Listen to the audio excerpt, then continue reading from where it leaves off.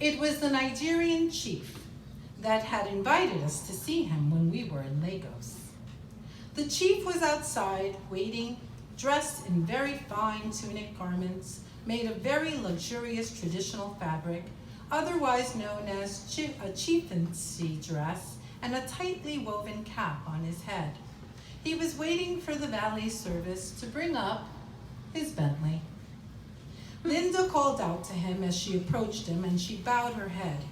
I was taken back by this grand gesture, but then he placed his hand on her forehead. Linda bowed her head, seeking to receive his blessing. As he touched her forehead, he said, "Hello, my daughter." At first, I was surprised by this statement because I didn't realize that they had this type of relationship. Apparently, their connection was more than just neighborly. She told me that they had been neighbors in London for a couple of years.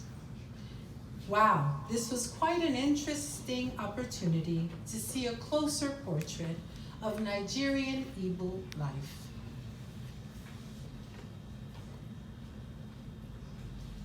She introduced me. "This is the researcher I'm working with from New York."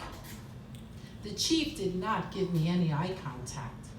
When I extended my hand out for a handshake, he did not extend out his hand in turn, but clasped his hands behind his back. Linda explained that he couldn't touch me because he is considered a holy man. We are out in public and must demonstrate proper, respectful, and professional decorum. I said, "I am so sorry. My sincerest apologies, Chief. I was not aware of this protocol." I had experienced something similar in Cambodia at the Siem Reap temples upon meeting the monks in their orange traditional garb. I quickly said, "It is a great honor and pleasure to finally meet you."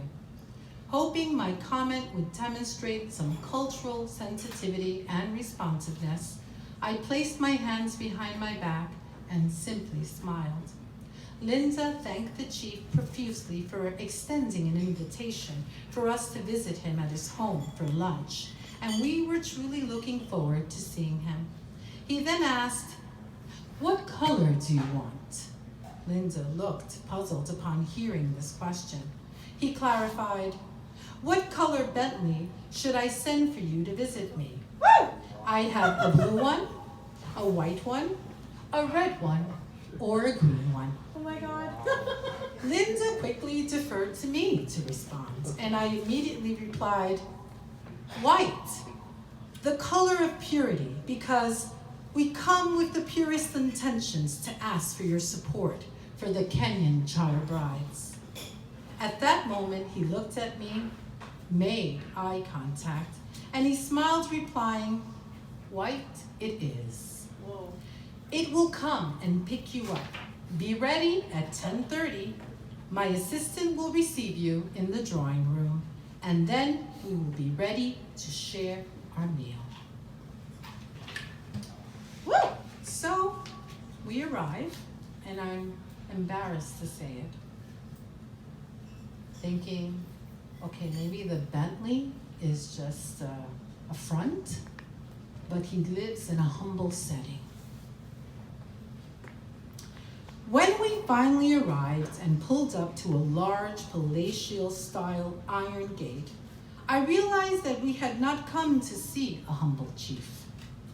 After gaining access through the intercom and driving along the long, winding driveway, we captured a full view of the estate that was reminiscent of the White House. Okay, this was definitely not a village hut. I was blown away at the chauffeur as he opened our back door and escorted us up the wide marble steps that led us to the front door. I felt like I was walking to the steps of the pyramids to meet the pharaoh himself. It was unbelievable. I certainly was underdressed, but I held my head up high like I was wearing an invisible crown. Woo! I couldn't believe it.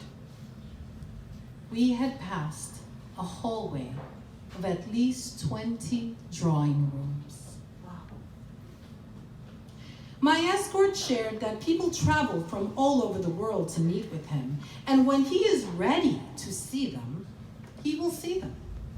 But in the meantime, they would serve drinks, meals, and whatever guests might need right before the chief would meet with his guests. I was truly shocked to learn this. I guess that there was no such thing as American military time here.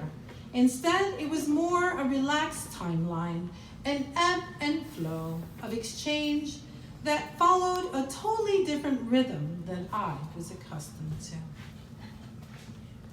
All of a sudden, the administrative assistant came in and announced that the chief was ready to see us. As he escorted us to the room where we were supposed to meet with the chief, I was rather confused.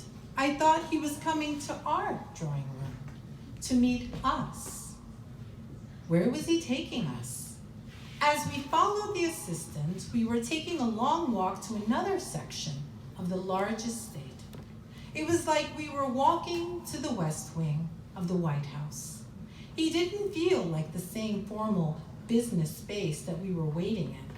There was more of a personal quarter feel. I saw pictures of Nelson Mandela with this gentleman, and what I assumed was his beautiful Nigerian wife. She had a lovely, large, Geely, swirling style headdress and fair skin. A woman that looked at least 20 years younger. I guess that the chief was in his mid-60s. She looked like a Nubian queen, a gorgeous Nigerian woman, a Naija, the Nigerian word for Nigerian woman. Immediately after seeing the picture of Nelson Mandela, I saw a prominent picture of the chief standing next to Prince Charles of Wales, who is now the King of England. My stomach turned, and I felt so ill-equipped to sit with this man. What was I doing here? I was not worthy to be in the audience of such a dignitary. I took a deep breath, and I reminded myself to find my center. The assistant sat us down at the extravagant dining room table, holding a scrumptious, lavish spread of food for lunch.